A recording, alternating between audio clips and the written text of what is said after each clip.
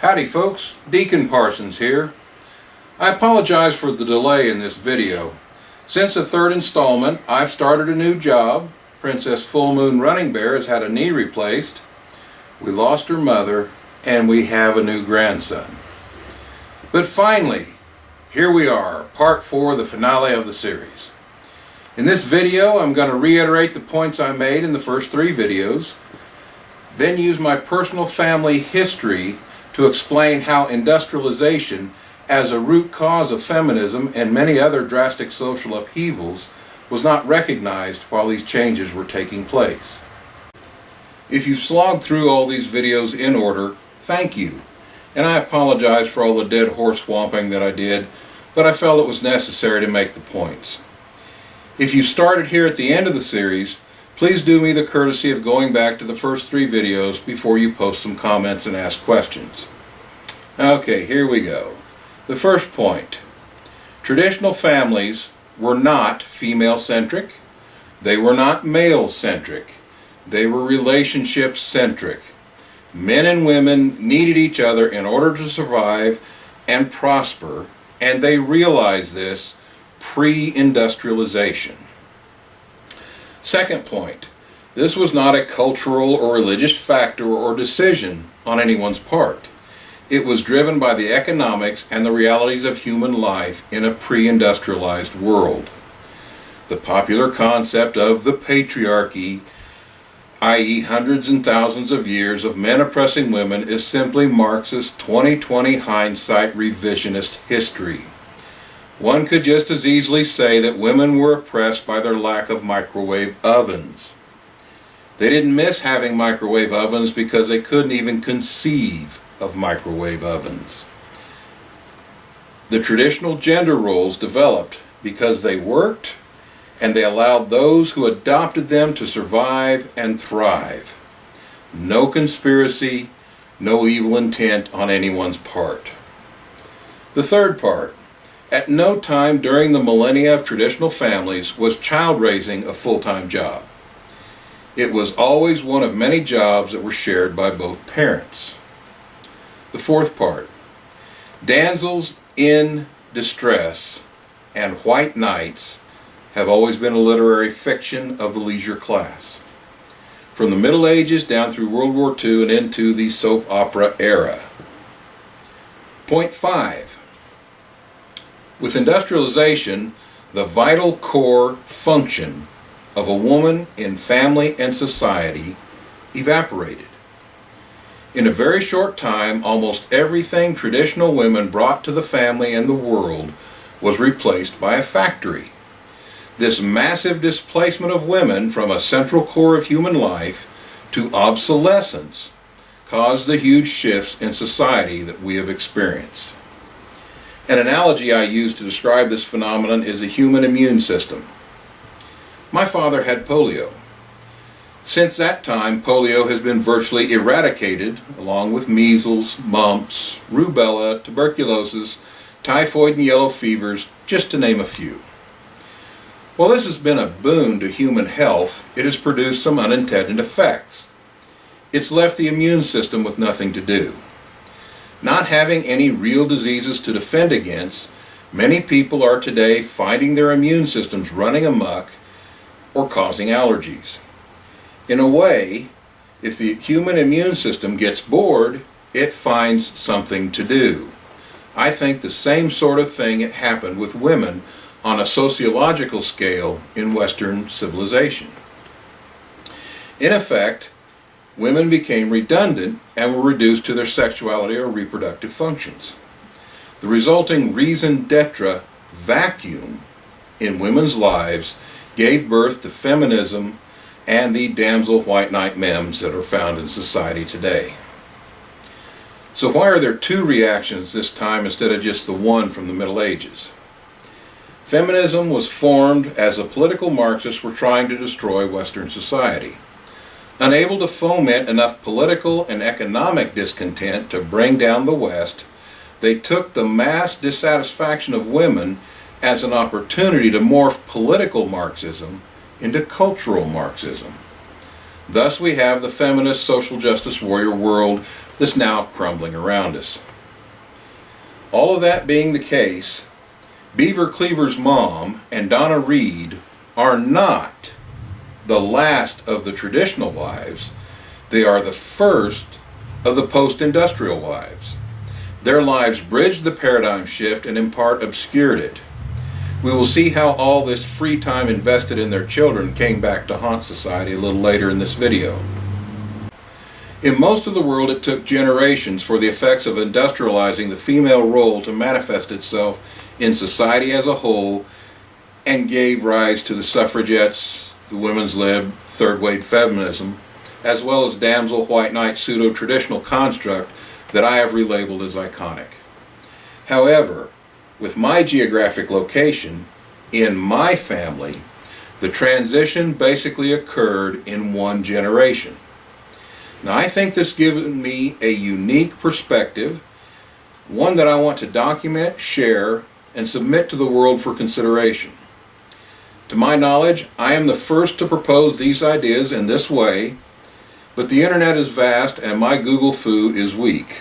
If others have presented similar hypotheses before me, I'll just have to offer my apologies. So, here we go. Both sides of my family are from western Kansas. My paternal grandfather was born on a farm in Gray County, and my paternal grandmother was born on a farm in Kiowa County. Grandpa rode a horse across 2 counties to court Grandma. This is because of the frontier woman shortage. Both maternal grandparents are from Rush County. Now, this part of Kansas was part of the Dust Bowl, especially Gray County. Both of my grandmothers come from pioneer stock. Neither of them and none of their peers were damsels in distress. All of the women of their generation in this locale were hard-working pioneer women. Even if they weren't as strong as their men, they were not weak by any form of the word. To help illustrate my meaning, and I hope if she sees this she takes it as a compliment that I intend, for all practical purposes, Diana Davison of Feminism LOL is a reincarnation of my paternal grandmother. From her slender build, short hair, horn-rimmed glasses, strong opinions, salty language, and not really liking girls because she thinks they're silly and lazy, she could be my grandmother reborn. Both she and Girls' Rights What, Karen Strawn, would have fit very well with my grandmothers and their friends. The equation was not women equal weak, men equal strong. It was women equal strong, men equal stronger. While both grandmothers submitted to their husbands, not always immediately, they weren't quiet, shy, retiring wallflowers. Both of them were very opinionated and could hold their own in any company or circumstance. Both grew up on farms. Both learned to cook, sew, garden, can and preserve food, take care of and butcher animals, and in general make a house a home.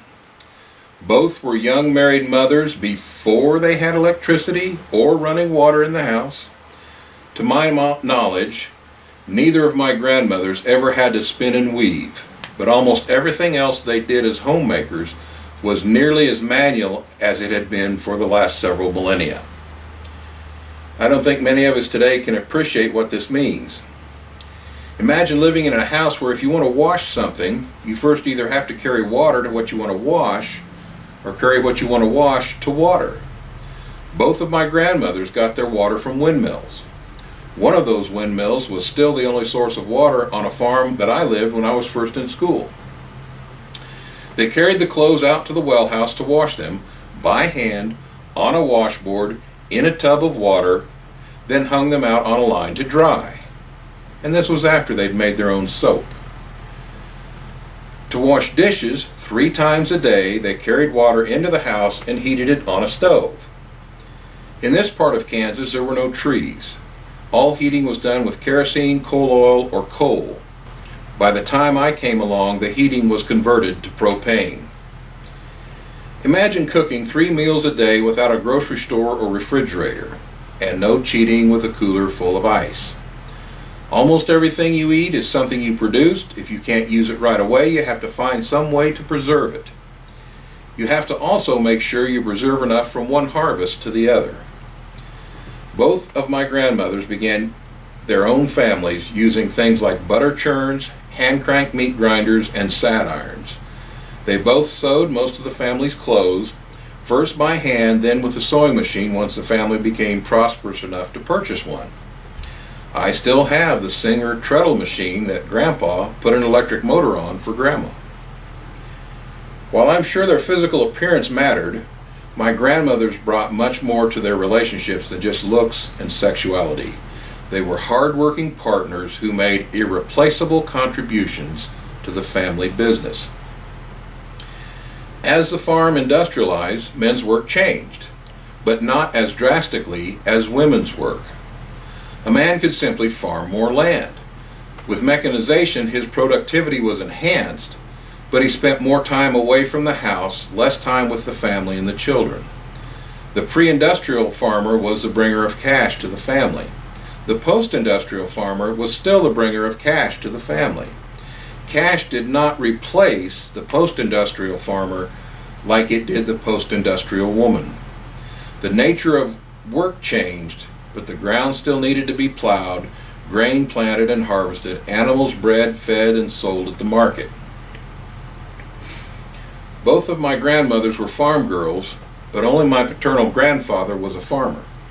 My maternal grandfather was a first-generation immigrant, the son of a businessman. My maternal grandfather started out as a linesman for the local rural electric cooperative. My maternal grandparents and my mother as a child lived on the family farm to take care of her parents in their old age. When they passed, the family moved to town. This divergence will help illustrate my thesis a bit later. My maternal grandmother loved vegetable gardening, canning, sewing, hard work in general. Even when she and Grandpa moved to town, Grandma was still a farm woman. She quit doing her own butchering, but still worked hard to grow and preserve food for her family, and did so until her health gave out. I remember an interesting anecdote about my paternal grandparents. Grandma said that she had to be careful what she said around Grandpa. She discovered that if he heard her say something that she wanted, he would go get it for her. Grandpa's side of this situation was that Grandma was too frugal, that she would work harder than necessary rather than buy a new machine or tool to make life easier. What is interesting about this is that both partners had the chance to oppress the other, but they didn't. Not just out of love or some other emotion. It was out of enlightened self-interest. Each protected the other because they both succeeded or failed together, and they each knew this.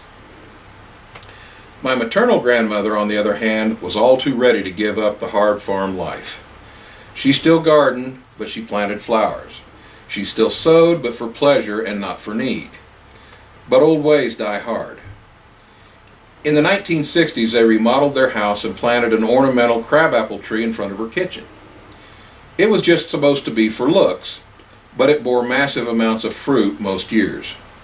Every year Grandma would say that she was not going to make jelly, but every year she broke down and made crabapple jelly because she simply could not let the bounty of the land go to waste. There's one more thing about my maternal grandmother's life that's relevant, and that's her brother. She had a brother that was in the Army in World War I. He caught tuberculosis, was put in the death house, but being a tough Kansas farmer, he did not die. When he was mustered out of the service, he was discharged at full disability. While he survived the disease, he was left without the strength to do a day's work. Now, why does this matter at the topic at hand? Well, because my great uncle was never able to marry and remained a bachelor living with his sister and her family the rest of his life. You see, he was completely unable to do manual labor, therefore he could not farm his land, therefore he could not support a family, so he couldn't marry. Somehow his white cis male privilege just didn't seem to kick in. Now, clothing is a good illustration of how industrialization slowly replaced woman's work and made drastic changes between my mother's life and the lives of her mother and mother-in-law. When I was in kindergarten, long about 1966, I rode the bus to school. Some of my busmates' mothers made every stitch of clothes they wore, from socks and underwear to pants and shirts. In my family, what clothes should be homemade and what should be purchased was a topic of discussion. I wore store-bought jeans, socks, underwear, and t-shirts. The feeling was that making them at home was more expensive than purchasing them. In my early school years, most of my button-up shirts were made by my grandmothers. If I remember correctly, most of my first Sunday clothes were made by my grandmothers. Now, it should be pointed out that store-bought clothes didn't mean Walmart at that time. It meant a couple of mom-and-pop clothing stores in the county, and perhaps J.C. Penney, Sears, or Montgomery Ward's if mom shopped out of county. However, by the early 1970s, almost nobody I knew wore homemade clothes. Now, why did my grandmother sew for me and not my mother? Well, just as industrialization freed up more time for my dad and grandfather to farm more land, my grandmothers had time to do more traditional things like sewing. As a result, my mother never really had to sew and was never very good at it. Why should she when her mother and mother-in-law were so good at it and were so close and had the time? Before we go much further, it must be said that both sets of grandparents and both of my grandmothers embraced industrialization and were very grateful that it made their lives easier. For them, it was a dream come true. But this time frame is where the real dissension and dissatisfaction with gender roles begins to take shape and is spread throughout society. From December 1960 to the early 1970s, my mother was a stay-at-home mom and a farmer's wife. Dad and Grandpa still worked from sun to sun on the farm. However, with most of the traditional woman's work being industrialized, the woman's work that was left could be done in a few hours. No longer were husband and wife both working at or near their capacity to provide for the needs of the family. Now, this bred resentment in a couple of ways. First of all, my mother, who had been a little girl and lived the experience of her mother and knew what hard work looked like, knew how easy she had life. However, having an easy life isn't fulfilling. If she complained to her mother or her mother-in-law, she would be chastised for being ungrateful for the benefits that they didn't have when they were young. But that didn't make sitting around with nothing to do any more fulfilling. On the other hand, Dad was still putting in a full day's work. Now, it wasn't manual labor anymore, but it was a full day. Coming home to an ambiguously dissatisfied wife who had hours of open time to fill was a bit difficult to sympathize with. My parents had watched both of their parents work very hard to make a living. In one generation, my family went from both partners working hard all day long to make ends meet and the family survive, to one partner still putting in a full day while the other got together with friends to form bridge clubs and shopping trips to fill up their day. Industrialization severely disrupted the balance of the relationship, and this was happening all across the United States at this time, and this is what created the consumer economy. Now, my parents' divorce in the 1970s was over more than just unhappiness, but they were some of the first of the wave of divorces that swept the West in the 1970s. I believe that this imbalance in workloads of the partners from the pre-industrial world to the post-industrial world is a major but as yet underappreciated cause of the war between the sexes. With that information behind us, let's look at the macro for a bit. 1945, the war ends and soldiers come home. The country has been almost fully industrialized by the war effort. The baby boom begins. Mrs. Cleaver, Donna Reed et al. No longer spend long hours producing and preserving food or sewing clothing. Mr. Cleaver and most all fathers spend entire days away from the house and the children. Moms devote more time than ever to their children. By 1965, 20 years later or so, we see the results of this overinvestment in the happiness of children. As the baby boomers hit college, which is something most of their parents weren't able to do, they do so having been entirely pampered and catered to their entire lives. The generation that survived the Depression and defeated the Axis completely sheltered their children from the realities of life that had made the greatest generation tough enough to survive. Post-industrialization children didn't grow up seeing both parents working hard. They grew up with mom puttering around the house with free time to indulge her children, and dad's work was something that was done out of sight and out of mind. Baby boomers never actually saw hard work firsthand. They never dug in the earth to plant food. They never killed a chicken for supper. From the mid-1960s onwards, we have the massive shift in society. The only thing traditional women brought to the table that wasn't industrialized was childbearing. This is what reduced women to sex objects. However, with the industrialization of medicine and the advent of cheap and accessible birth control, having sex was no longer directly attached to childbearing. It was possible for the first time in history for both men and women to safely engage in random sex without a huge risk of either pregnancy or disease. Now, couple the creation of an entire generation of leisure class children with time on their hands, with removing the dangers and consequences of random sex, and we get the hippies and the sexual revolution. It was not brought to us by some massive moral failure as much as industrialization removing most of the practical reasons not to indulge. Okay, so if all this is correct, and industrialization has wrought this havoc, along with giving us the highest living standards in human history, what do we do about it? First of all, we need to recognize the root causes of our situation. We can't fix something if we don't know what caused the issue. With the major economic factors that shaped human society industrialized out of existence, we're going to have to consciously restructure our society to survive. Unless we have an apocalypse and destroy our industrialized world, we need a plan. I don't have a full plan, but I have a start. We should start with our legal system. Legal systems are some of the slowest institutions to change, and rightly so. However, given the massive changes in society we now face, we've got some legal precepts that not only are sorely out of date, but actually harmful. Here are some of the changes I suggest to get us started. Given the traditional family dynamic as I've defined it, splitting family assets in half during a divorce made sense in a pre-industrialized world.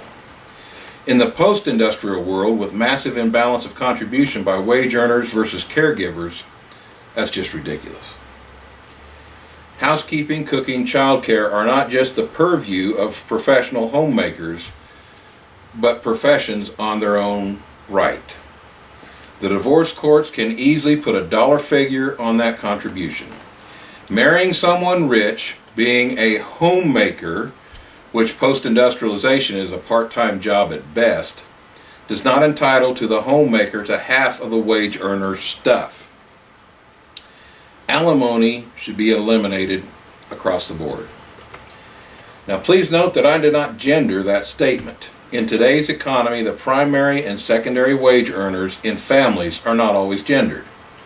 Our laws should be gender neutral in all things post-industrialization. The presumption that children should go with the mother is also obsolete. Since both parents will have to get a job after the divorce, the court should look at each individual case on its merits and award residential custody to the parent best able to provide a stable home. Child support payments should be reasonable and adjustable based on the financial success or failures of both parents.